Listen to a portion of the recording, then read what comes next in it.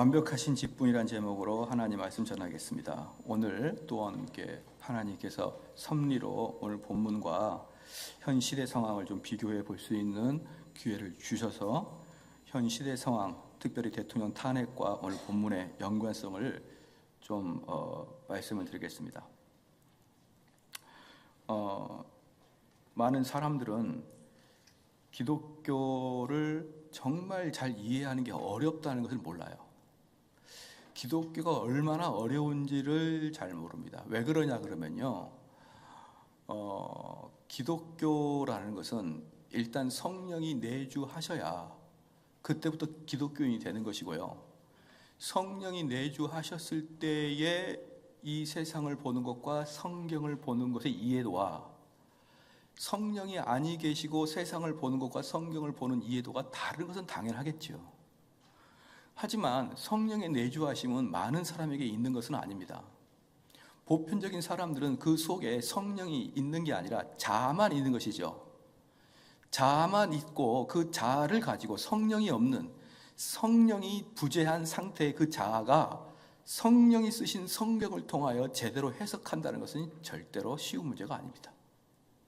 그러니까 성령의 내주하심이 없는 자들이 성령이 쓰셨던 성경을 통하여 인간적이고 육적인 관점의 성경을 해석하니까 그 성경이 자기한테는 딱딱 들어맞는 것 같지만, 성령에 내주한 자들이 그들의 성경 해석을 보면 참으로 인본적이요, 참으로 이 세상적 관점이다라는 것을 금세 알 수 있습니다. 자기들은 그게 그렇게까지 보이지 않아요.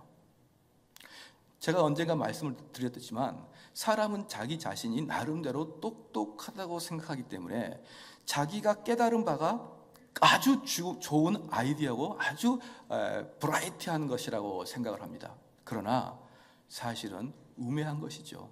자기 자아가 깨달은 것이니까. 그것만큼 우리 현대인들도 마찬가지고 우리 삼성제일교인도 그런 분들도 많을 거라고 생각하지만, 기독교가 참으로 이 현국 대통령 탄핵에 대해서 어떻게 보고 있는지를 사실 쉽게 예상을 하지를 못하고 그냥 대부분의 사람들이 우왕좌왕하듯이 한쪽은 촛불에 가 있고 한쪽은 태극에 가 있고 그러고 마는 겁니다. 어찌 성령이 내주하신 자가 성령이 내주하지 않는 자들과 똑같은 생각과 똑같은 관심과 똑같은 환호와 똑같은 탄식을 할 수가 있단 말입니까? 성령이 내주한 자는 천국 갈 것이요, 성령이 내주하지 않은 자는 지옥 갈 것인데, 전혀 색깔이 틀리는 그 인종이 서로 섞여 있는데 어떻게 똑같은 것에 관심을 갖고 똑같은 것에 손을 들고 똑같은 것을 기뻐하고 똑같은 것을 탄식하냐 이 말입니다. 그리할 수는 없다는 것이에요. 그리할 수는 없다. 그래서 이번에는 탄핵에 대해서 좀 이야기하겠습니다. 이 탄핵에 대해서 이야기하기 전에 독일의 작센주의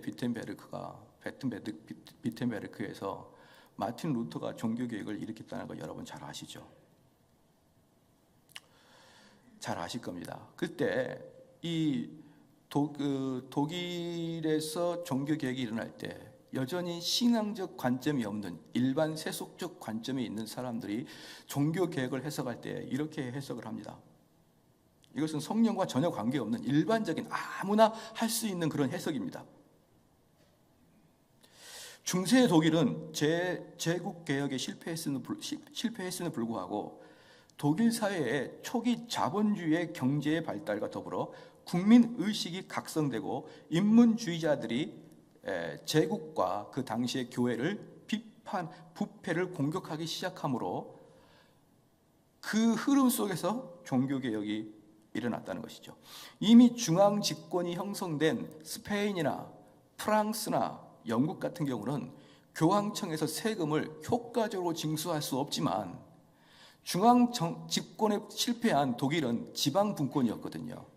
그때는 그들이 힘을 합쳐서 교황청에 대항할 수 없으므로 교황청에서 그들에게 세금을 효과적으로 징수할 수 있었습니다. 즉 세금이 대단히 독일 사람들을 억압하고 있었던 것이죠. 그럴 때 이런 그 흐름 속에서 마틴 루터가 종교개혁을 일으키고, 그 종교개혁은 이미 전 유럽에 퍼져 있는 불만과 불평과 사회의 기득권과 교회의 그 타락함에 대해서 부패 타락함에 대해서 분노를 가지고 있던 시민들이 불일 듯 일어나는 것이 종교개혁이다라고 이야기합니다. 이것은 참으로 똑똑한 것 같지만 성령의 1%치의 개입도 없는 일반적인 사람들의 시각입니다.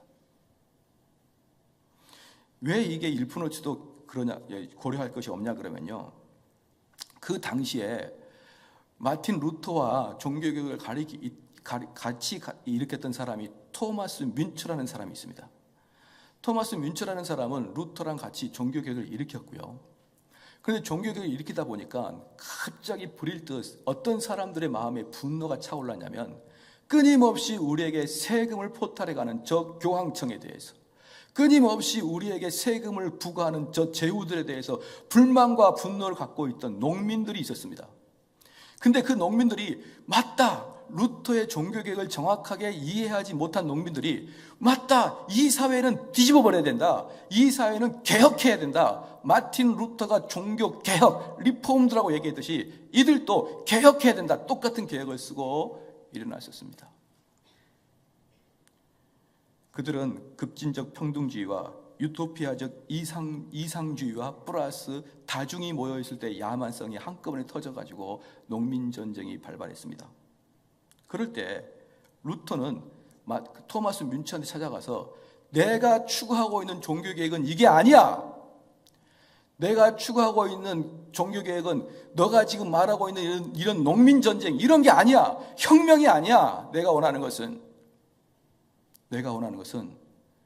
어떻게 구원받느냐의 문제야. 이따가 좀 살펴보겠지만 마틴 루터가 그 사역했던 1500년대는 그 전부터도 마찬가지입니다. 제가 교회사를, 이런 설교를 할 수 있는 것도 제가 교회사를 즐겨 탐독하기 때문에 교회 2000년 역사를 거의 다 제가 알고 있거든요.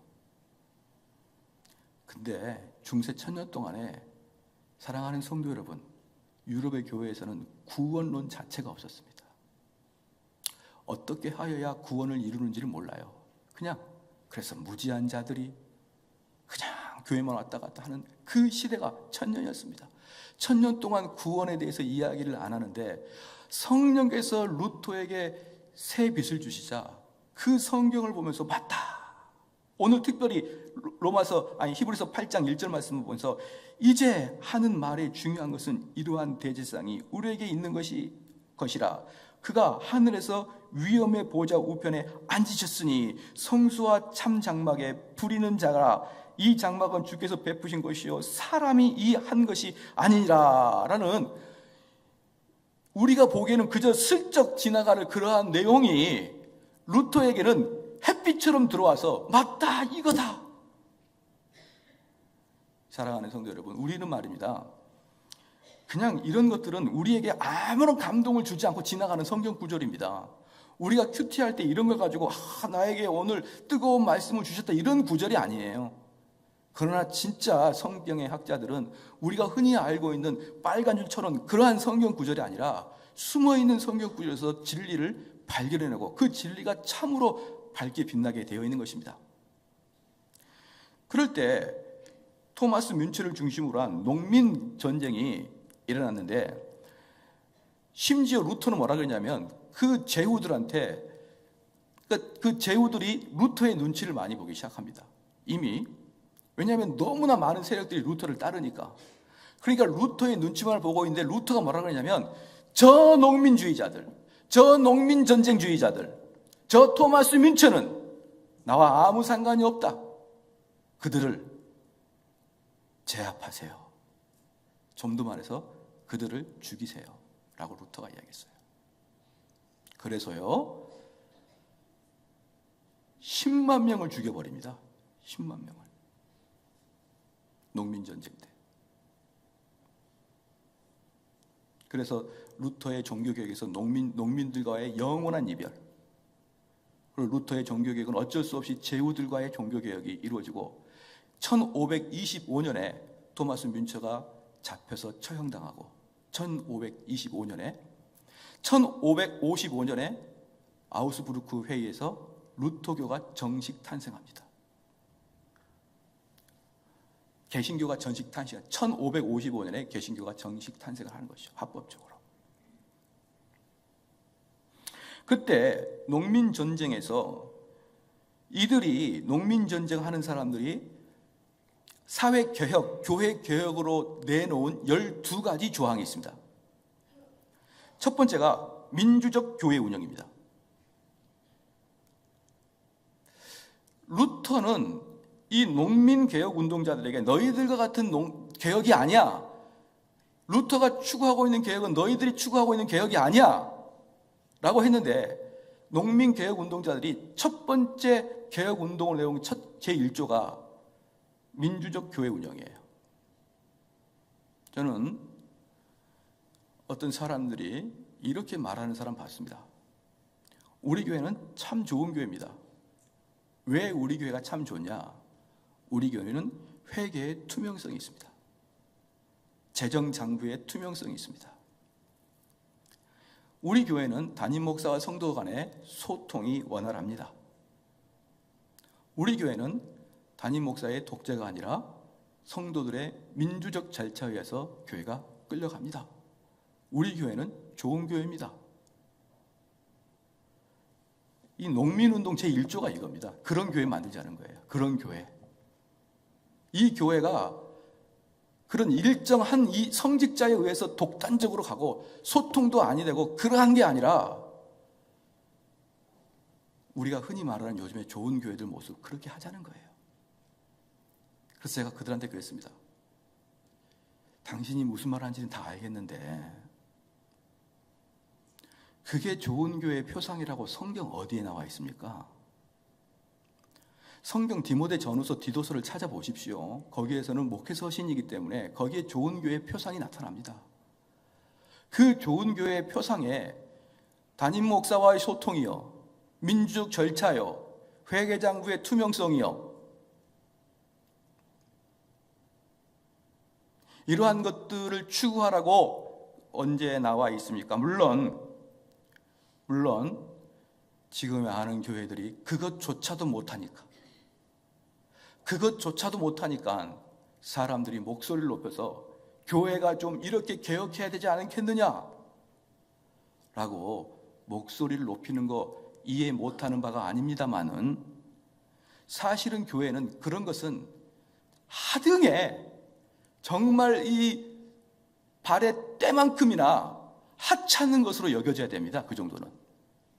담임 목사의 소통이요, 경제적인 궁금증이요, 이런 것들이 교회에서는 궁금하지도 않을 정도로 교회가 그것에 있어서 투명해야 됩니다.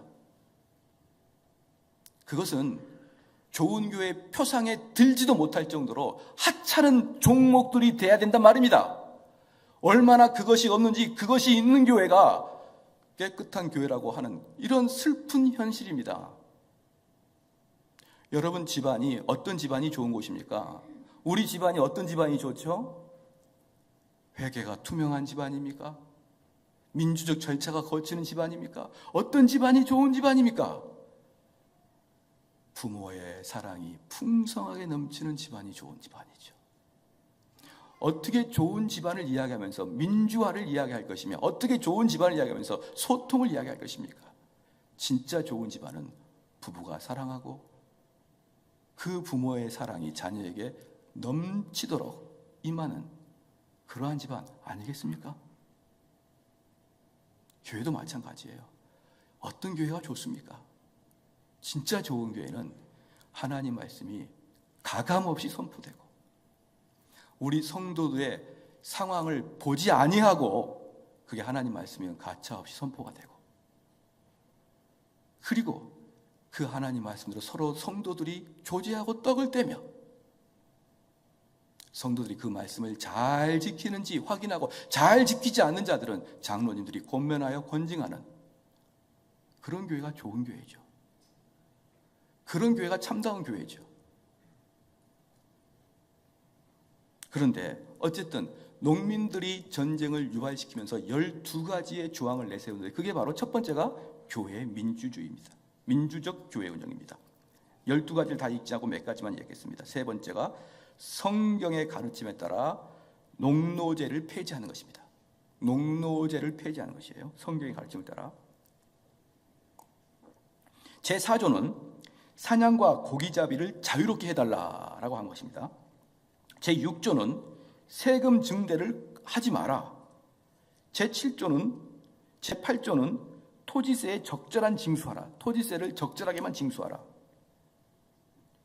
제9조는 영주의 마음대로 하는 처벌을 금지하라. 사랑하는 성도 여러분, 제가 지금 몇 가지를 읽었습니다. 민주적 교회 운영을 했습니다. 성경의 가르침에 따라 농노제를 폐지하라 그랬습니다. 그 다음에 사냥과 고기잡이를 자유롭게 해달라. 세금의 증대를 하지 말라. 토지세에 적절한 징수를 해달라. 영주의 마음대로 하는 처벌을 금지해달라. 제가 지금까지 말씀드린 것 중에 어느 것 하나 나쁜 이야기가 있습니까? 어느 것 하나 이렇게 사회가 변하지 않으면 안 되는 것들이에요. 이 사회는 이렇게 농민들이 주장한 12가지 12조를 주장했는데 이 12조대로 다 나와야 참된 좋은 사회가 되는 겁니다. 어떤 사회가 민주적으로 운영되는 것이 안 좋다고 할 수 있겠으며 어떤 사회가 성경의 가르침에 따라 농토가 분배되는 것을 싫어할 것이 있으며 어떤 사람이 세금을 가차없이 올리는 것을 내리지 않기를 원하겠습니까? 그러한 사회가 왜 좋지 아니한 사회겠습니까? 사랑하는 성도 여러분, 여기서 우리는 착각하고 있는 거예요. 그리스도인들이 딱 되면 어떠냐 그러면 그러면 안 되지. 목사가 그러면 안 되지. 장로가 그러면 안 되지.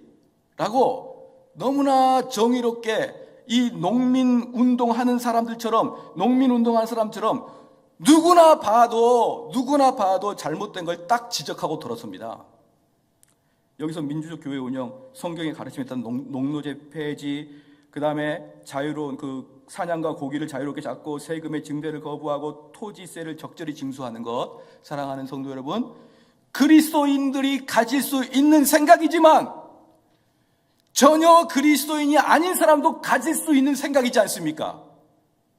지금 제가 말씀드리고 싶은 게 바로 이거예요. 그리스도인들은 이 세상에 속한 자가 아닙니다. 그리스도인들 세상을 바라보는 것이 하늘나라의 소망을 두고 살아가는 것이고 점점 이 땅에 소망을 두지 않는 게 그리스도인이라 그런다면 그리스도인의 참다운 바람과 그리스도인의 참다운 기쁨은요, 이 세상 사람들이 바라고 있는 참다운 기쁨과는 좀 다른 게 있어야 된단 말입니다. 이 세상 사람들이 바라는 것과는 좀 더 다른 무엇인가가 있는 게 기독교인이에요. 왜? 우리는 성령이 내주하시고 우리의 본향은 하나님의 나라이고, 그러므로 우리 성도들이 이 세상에 있는 사람과 똑같은 소원을 가지고 있다. 어떤 소원을 갖고 있습니까? 우리 자녀가 좋은 대학 가서 우리 자녀가 잘 살기를 원하는 소원, 사업 잘 돼서 부자가 되는 소원, 이것들은 우리 그리스도인들 뿐만 아니라 불신자도 똑같은 소원 아니겠느냐 이 말이에요. 바로 불신자들과 그리스도인이 똑같은 소원을 가질 때는 스탑을 딱 하는 것입니다. 잠깐, 내가 지금 하나님의 관점대로 세상을 보고 있는 거야? 한 번쯤은 되돌아봐야 됩니다. 왜냐 그러면 이 토마스 뮌초에 의해서 이끌었던 마틴 루터와 처음에 친구였다가 이제는 완전히 떨어지고, 그리고 10만 명을 독일 제후들이 결국은 죽였죠. 그래서 1525년에 농민전쟁은 끝장나고 말았습니다. 근데 이게 한국에도 비슷한 현상이 일어났습니다. 한국에도 비슷한 현상이 있는데 너무 비슷해가지고 제가 설교 준비하다가 잠시 실신할 뻔했습니다. 이게 바로 동학농민운동이었습니다. 동학농민운동이 놀랍게도 제후들한테, 양반들에게 조정에 12가지의 상소문을 올립니다. 아니 어떻게 12가지지? 제가 모르다가 이 근래에 발견한 것이에요. 두 번째, 이들이 주장했던 첫 번째 말고 두 번째는 12가지 중에 몇 가지 말씀드리겠습니다. 탐관오리는 그 죄상을 조사하여 엄징하라. 탐관오리는 그 죄상을 조사하여 엄징하라. 세 번째, 횡포한 부호는 엄징하라. 횡포한 부자는 엄징하라. 네 번째, 불량한 유림과 양반을 징벌하라. 불량한 양반과 유림은 징벌하라. 다섯 번째, 노비 문서를 소각하라. 신분제도가 동학농민운동 이후에 갑오 경장 때 신분제도가 폐지됐어요. 이때 물론 신분 제도가 폐지 안 됐으면 우리는 전부 다 마당 쓸고 와서 여기 앉아 있겠죠. 거의 대부분 다들 보아하니 돌쇠들 후손 같은데, 아마 신분제가 폐지 않았으면 우리는 마당이나 쓸다가 아니면 똥징이나 지고 있다가 왔겠죠. 얼마나 감사한 일입니까? 지금 제가 말씀드리고 싶은 것은 이들이 감사하다는 게 안 하는 게 아니에요.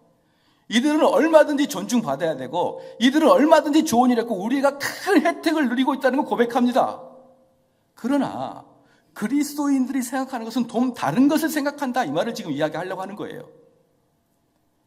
노비문서를 소각했습니다. 신분제를 폐지했죠. 그 다음에 이들도 무명의 잡세는 모두 폐지한다. 이게 뭐냐면 우리나라 그 동학 농민 때는 1894년에 일어났는데 이름도 없는 세금이 하도 많았다고 합니다. 그냥 나 몰라라 세가 그렇게 들어오는 거예요.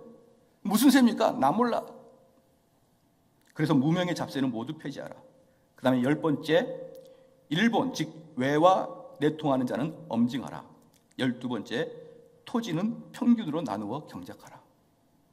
이게 제가 비교해 보니까 동학 농민운동 12조와 그 다음에 독일 1500년도에 일어났던 농민전쟁의 12조가 매우 유사합니다. 그래서 이 동학 농민운동하는 사람들이 이 농민운동, 농민전쟁, 독일의 농민전쟁을 좀 벤치마킹을 한 게 아닌가라는 의구심이 들 정도로 아주 흡사합니다. 그러나 사랑하는 성도 여러분, 이 동학농민운동으로 그 결과가 어떻게 됐느냐? 물론 우리가 노비에서 해방이 되긴 했지만 어떤 전쟁이 발생했느냐? 모든 백성들이 농민들의 편을 들자 조정에 있던 임금이 도저히 해볼 수 없어서 청나라한테 SOS를 쳤습니다. 살려달라. 농민들이 반란한데 좀 제압을 해달라. 그래서 청나라의 군대가 들어올 때 일본 왜군이 아니 전애들이 조선을 다 잡아삼키겠구나. 우리도 가자. 그러면서 일본 왜군이 조선에 들어왔습니다. 그리고 우리나라에서 청일전쟁이 발생하게 됐습니다. 그리고 우리나라 온 산천지는 피로 물들게 되었고 청일전쟁에서 일본이 승리하게 됨으로 말미암아 우리나라의 주권을 뺏기는 결정적인 계기가 되고 맙니다.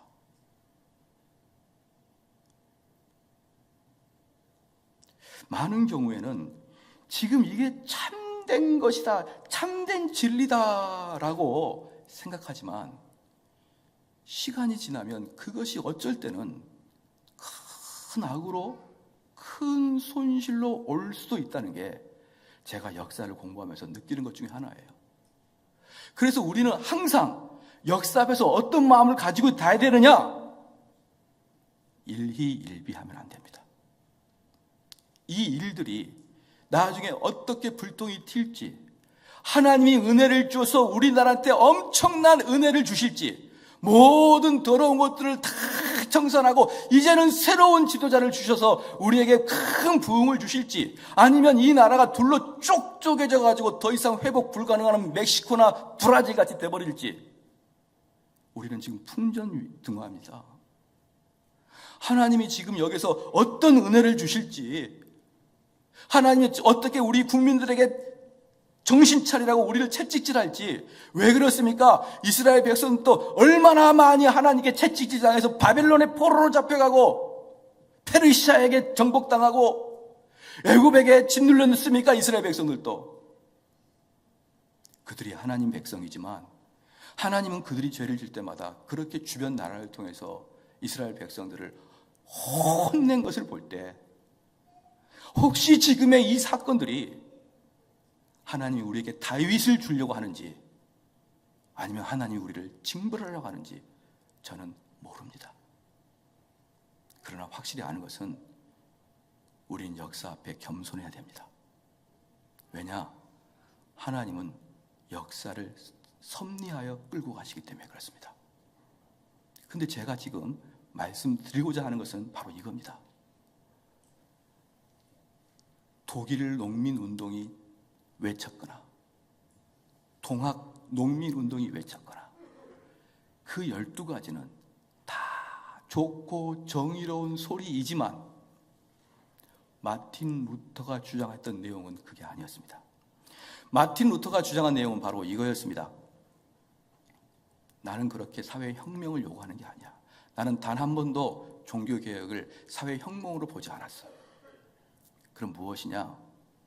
다 루터가 그랬습니다. 이 사회는 모든 게 불평등하게 되어 있다. 그것은 동의해야 된다.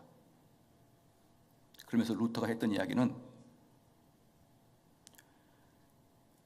오늘 히브리서 8장 1절에 말씀했던 것처럼 이제 하는 말의 중요한 것은 이러한 대제사장이 우리에게 있는 것이라. 그가 하늘에서 위엄의 보좌 우편에 앉으셨으니, 이 말씀을 루터가 공부하고 크게 깨달은 바가 있습니다. 크게.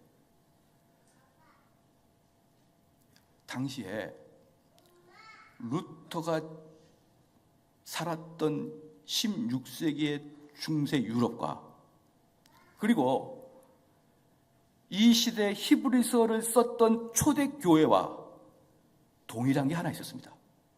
유대교와 로마 카톨릭이 동일한 게 하나가 있었습니다.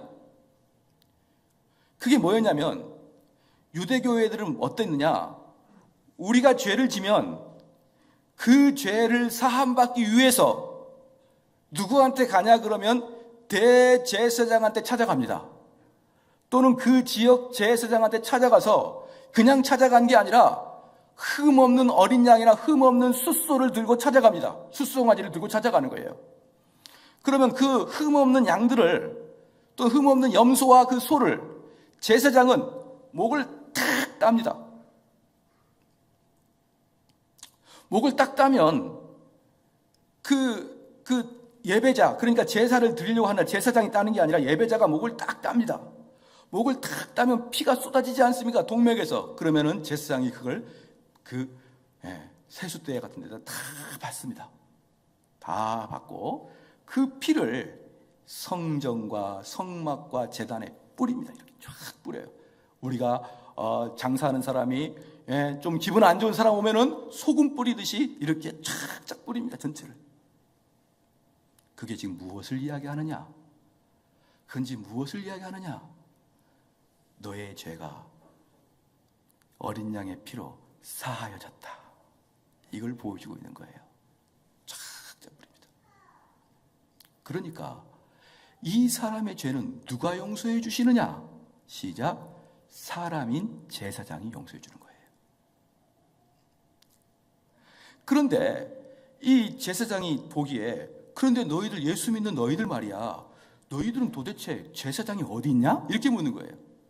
아니, 너희들의 죄를 용서해 줄 제사장이 있어야 되는데 제사장이 어디 있냐? 물어본 것입니다. 그러니까 사람들이 이제 그럼 우리는 왜 없지? 유대교회에는 저렇게 수천 년 동안 이어나온 제사 제도가 있고 제사장이 있는데 왜 우리는 없지? 라고 할 때 히브리서 저자가 뭐라 하냐 그러면, 우리는 히브리서 7장에 말했던 그 완벽하신 제사장이 있는데 그 제사장이 바로 우리한테 있다라는 것을 8장 1절에 이야기하는 거예요. 그러니까 지금 히브리 저자가 하는 이야기가 뭐냐 그러면, 우리는 보이는 사람에 의해서 죄 용서함 받는 게 아니고 보이지 아니하는 하나님 우편에 앉아 계시는 대제사장이 우리 죄를 용서해 주신다는 것입니다. 지금 히브리서 저자가 하고 있는 게 뭐냐면, 우리 눈에 보이는 제사장 또는 제사 제도, 제사법에 의해서 우리가 용서받는 게 아니라 인간이 만들어낸 그러한 행위를 통해서 용서받는 게 아니고, 우리의 용서는 완전하신 예수 그리스도의 대제사장 때문에 용서받는다는 것입니다. 그런데 이거랑 똑같이 루터가 있을 때 바로 독일이 그랬습니다. 뭐였느냐?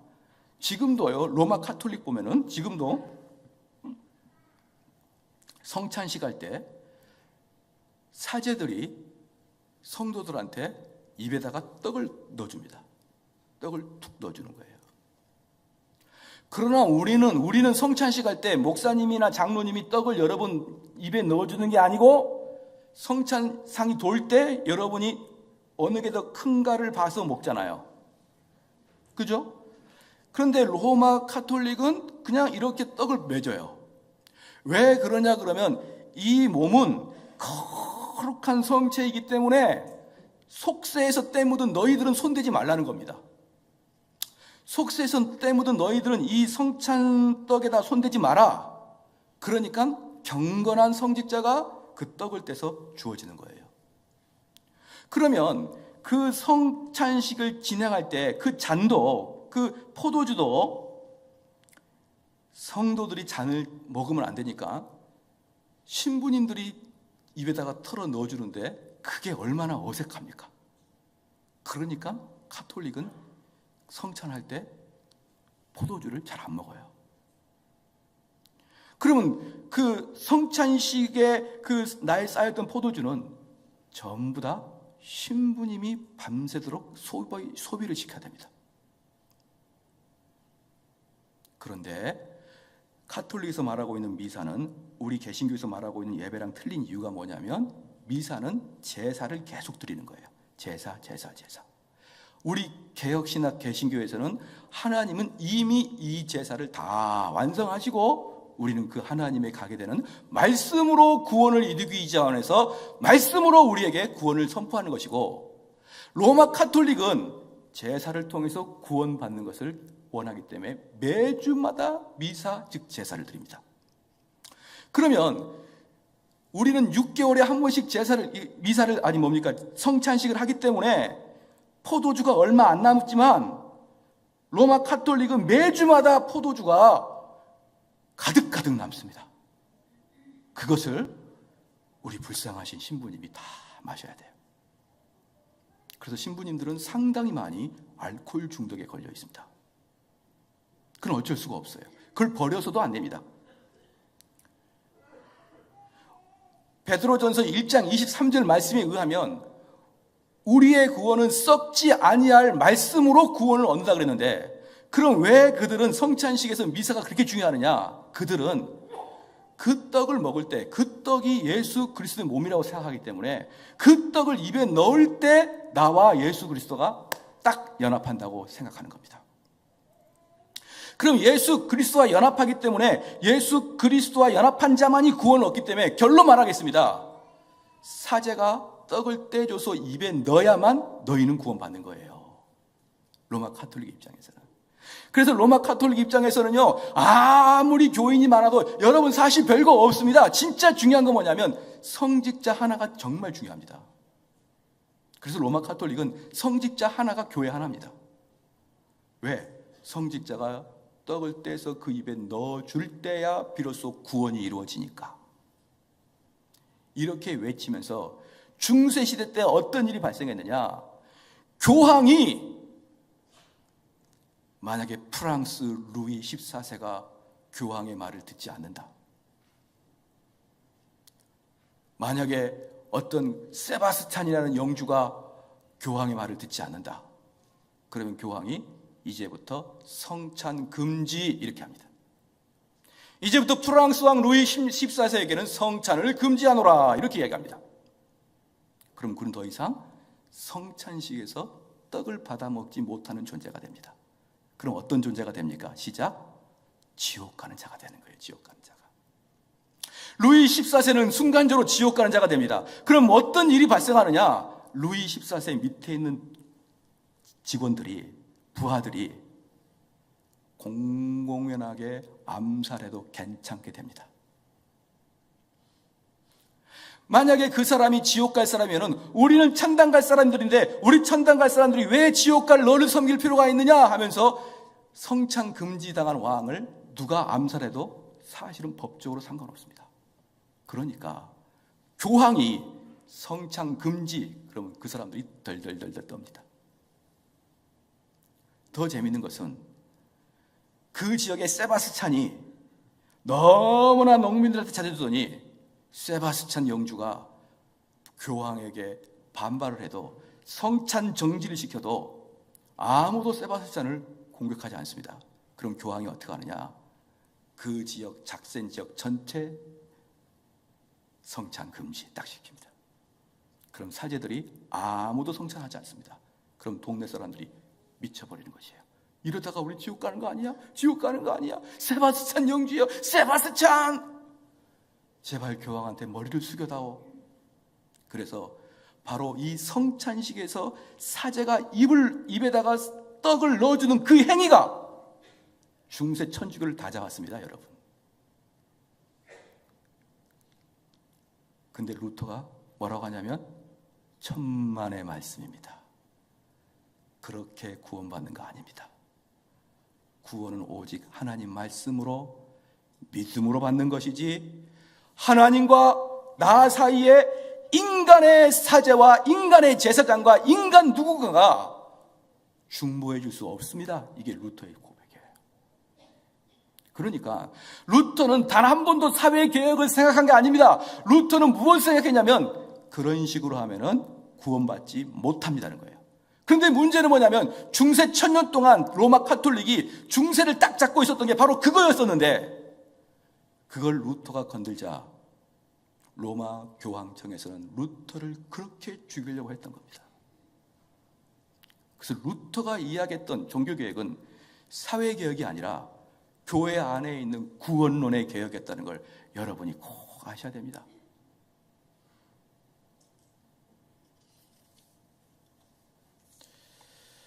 그래서 오늘 8장 1절 말씀에 이제 하는 말의 중요한 것은 이러한 대제사장이 우리에게 있는 것이라. 이러한 대제사장이 우리에게 있는 것이라는 게 무슨 뜻인지 말씀을 드렸습니다. 근데 그는 하늘에서 위엄의 보좌 우편에 앉으셨다 했습니다. 이게 무슨 뜻이냐? 하나님의 보좌 우편이 있습니까? 없습니까? 없습니다. 하나님 보좌 우편은 없습니다. 왜 그럽니까? 하나님은 영이시기 때문에 보이지 아니합니다. 하나님은 무소부지하기 때문에 온 우주에 편지하 계십니다. 그럼 우편이 어딜까요? 하나님 오른쪽, 왼쪽 이렇게 있는 게 아니라 하나님 우편에 앉아 계신다. 이 말은 하나님의 권세를 가지고 있다. 이 말이에요. 너는 내 오른팔이야. 이 말이에요. 너는 내 오른팔이야. 너는 내 분깃이야. 네가 원하는 대 해. 그럼 그게 내 뜻이야. 이게 오른팔의 개념이듯이 하나님 우편에 앉아 계신다는 무슨 말이냐면 야야 히브리 독자들아 잘 들어라. 유대 제사장들은 그렇지 눈에 보인다. 눈에 보이지만 사실은 걔네들은 흠이 있는 제사장들이야. 어차피 걔네들도 죄악 속에 묻혀있는 제사장들이지. 그런데 그들이 아무리 양의 피를 잡고 소의 피를 잡고 별쇼를 해도 절대 그걸로 하나님께 갈 수는 없어. 절대 그러한 걸로 하나님께 갈 수 없어. 근데 우리의 대지상은 하나님 우편에 하나님 권세로 보좌에 앉아 계시잖아. 너희들 유대인들이 저렇게 너희들 무시하는 거 겁내지 마라.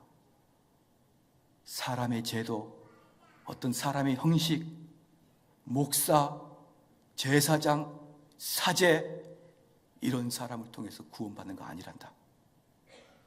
진짜는 예수 그리스도를 믿는 믿음으로 구원받는 거야.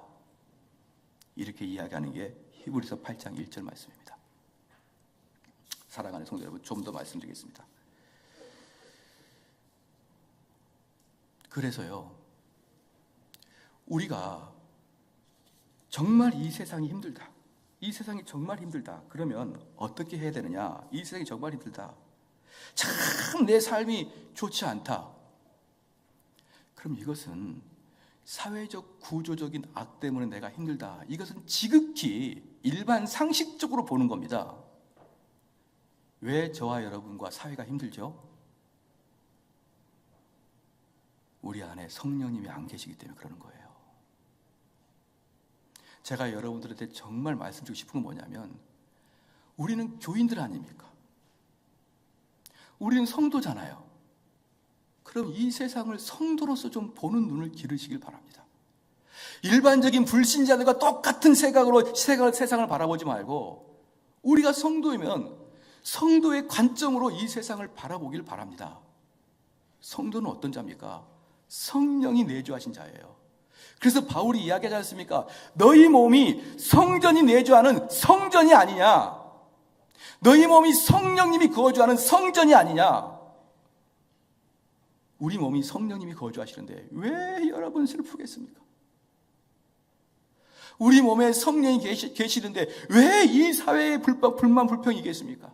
어차피 이 사회는 2000년 역사 내내 예수님 탄생 이후부터 지금까지 그 전에는 모른다고 치더라도 만족스러운 세상은 한 번도 없었습니다. 언제나 세상은 불만족스럽고, 언제나 세상은 악이 가득했고, 언제나 세상은 부정 비리가 판치는 곳이 세상이었습니다. 그러면 우리는 세상 사람과 똑같이 반응해야 되겠느냐 이 말이에요. 사랑하는 성도 여러분, 저는 이번엔 탄핵이 하나님의 섭리라고 생각합니다. 하나님께서 우리나라에 이런 섭리를 주셨기 때문에 이제 이것에 여러분 순응하시기를 주로 축원합니다. 나는 이거 도저히 못 받아들여. 그것은 하나님의 섭리를 어긴다는 것이에요. 하나님이 그렇게 하신 것입니다. 나라의 국가의 운명은 하나님이 하시는 겁니다. 이것을 여러분이 찬성하건 반대하건 그동안에 상관하지 마시고 이제 이것을 겸허히 받아들여야 됩니다. 그러나 제가 한마디만 문제를 말씀드리고 마칠게요. 여러분이 탄핵이건 촛불 집회건 태극기 집회건 나가서 목소리 외쳐서 우렁차게 외치고 그 추운데 영하 10도가 떨어지는데 그렇게 모여서 여러분 이 나라 이 땅을 걱정했는데, 그리고 텔레비 틀 때마다 뉴스에서 수없이, 요즘에는 최진실보다 최순실이가 훨씬 더 귀에 익어요. 그렇게 들어왔는데, 그렇게 관심 가졌는데, 그렇게 온통 내 정신을 팔렸는데, 여러분 그것의 10분의 1이라도 성경 봤나요? 여러분 이 땅에 이 나라의 민주화와 이 나라의 비리 척결을 위해서 그렇게 여러분이 심기를 다해서 신문 보고 인터넷 보고 TV 보면서 혀를 차면서 이러면 안 되지라고 우리 마음을 토해냈듯이, 내 영혼 이러면 안 돼, 내 영혼 정말 이러면 망할 것 같아, 이러면서 하나님 앞에서 기도하고 통회 자복하시나요? 여러분 우리는 기독교인이에요. 저는 여러분들이 그렇게 민주화 운동 하지 말라는 게 아닙니다. 여러분들이 뭐 하지 말라는 거 아니에요. 계속 말씀드리지만, 오해할까 말씀을 드리지만 저는 그거 하지 말라는 게 아니다. 그리고 그들이 잘못됐다는 게 아니에요. 그들은 잘했습니다. 그런데 우리 그리스도인들, 우리는 달라야 됩니다. 우리는 그것도 해야 되지만 우리 영혼을 먼저 생각해야 됩니다. 어떤 사람은 그럽니다. 내 자녀가 민주주의의 현장을 경험하고 묵도시키기 위해서 그런 엄동소란에 우리 자녀를 거기 끌고 데려가서 촛불 집회니 태극기 집회니 했습니다. 우리 자녀를 민주화의 현장에 보여주겠다, 역사의 그 현장에 우리 자녀가 보도록 하겠다, 그렇게 데려갑니다. 근데 물을게요. 여러분 자녀를 그리스도가 성령이 충만한 기도의 자리에 데리고 나오십니까?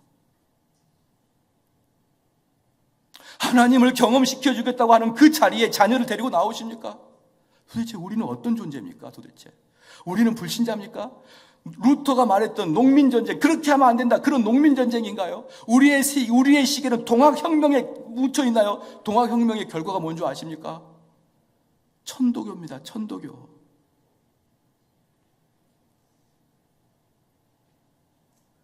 우리는 지나치게 이 세속의 정의에 쌓여 있어요. 저는 그것이 불만입니다. 그것은 세상 사람들이 하게 내비두십시오. 우리는 우리 가정과 내 자녀와 내 영혼, 하나님께 올바로 서 있나 단 한 번이라도 진지하게 생각을 해보시라 이 말입니다. 저는 이번 탄핵을 보면서 슬프지도 탄식하지도 않았습니다. 우리 아내가 카톡을 보내왔더라고요. 휴 카톡을 보내왔더라고요. 저는 휴도 아니고 하도 아니고 아무것도 아닙니다. 왜? 하나님께서 역사하셨기 때문에. 하나님께서 하셨기 때문에 우리는 이제 겸허히 이 상황 받아들이고 이 세상에 관심 갖는 것보다 더욱더 신앙에 관심 갖기를 주의 이름으로 축원합니다. 기도하시겠습니다.